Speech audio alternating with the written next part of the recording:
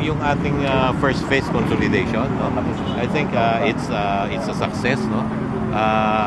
Sabihin ko, hindi lang siya 80%, more than 80%. No? Ito ang tugon ng DOTR matapos sigiit ng grupong Piston na bigo ang PUV Modernization Program ng pamahalaan matapos payagan daw muli ng LTFRB ang ilang jeepney at UV Express na makabiyahe kahit unconsolidated. Ang ibig sabihin hindi totoo yung 80% na na-comply sa programa ng PUBMP. Ang isang lang dito na may board resolution sila ng April, pero hindi nila ito tinalakay sa hearing sa Congress at sa Senado Na ibig sabihin yan, hindi talaga nila inilabas itong board resolution nila. Pero sabi ng LTFRB, nasa website lang nila ang board resolution at hindi ito itinago. Batay sa board resolution number 53 ng LTFRB, nasa 2,500 na ruta ang muling pinayagan na makabiyahe sa mga lugar na may mababang bilang ng mga pumapasa ng consolidated na pampublikong sasakyan.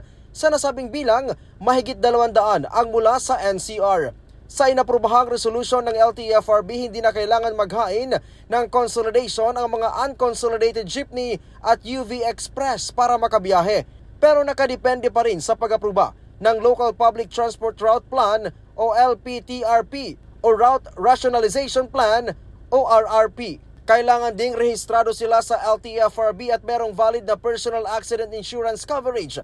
Paliwanag ng LTFRB na layunin nito na matiyak na sapat ang bilang ng pampublikong sasakyan sa mga ruta na kakaunti ang mga nagpa-consolidate. Tiniyak naman ng DOTR na walang aberya at tuloy ang PUV Modernization Program. Next dun sa PUV Modernization ngayon ay yung route rationalization. Nagawa na natin yung first component, which is consolidation. Ang susunod ay route rationalization, which we are working closely with LTFRB and the local government units. No?